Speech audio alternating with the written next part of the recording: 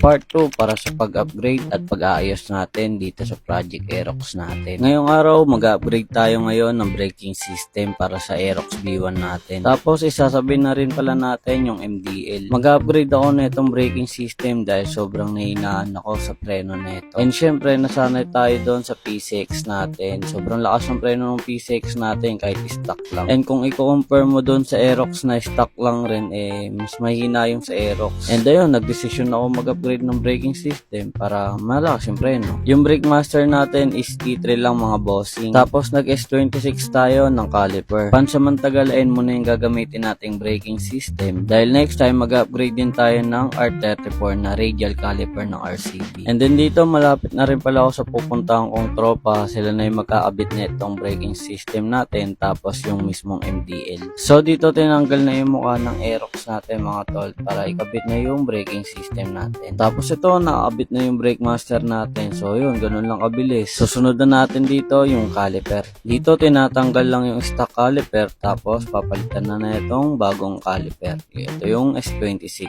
So yun, tapos na ikabit yung caliper dito. Binibleed na lang yung brake fluid mga tol. So yun, hindi ko na na-videoan yung paggawa ng MDL dahil nagtitipid daw ng battery ng cellphone natin. So papakita ko na lang sa inyo yung before and after ng wirings doon sa MDL natin. So ito yung before ng wirings ng motor natin. Tapos ito naman yung after pagkatapos ikabit yung MDL. So ayan, nakabit na yung MDL. Apat nga pala yan. Meron sa T-post at saka yung dalawa nating MDL. Tapos nagpakabit na rin pala ako ng bagong switch dito. Ayan mga boss. So yun, kung gusto nyo rin magpagawa ng kung ano-ano dyan sa motor nyo, punta na lang kayo dito sa Baby Boy 190 Garage. Kung gusto nyo mag-bolt on, super stock or bore up, pwede naman. PM nyo na lang sila yung Baby Boy 190 Garage. So yun lang, maraming salamat ang mag-follow, Pogi.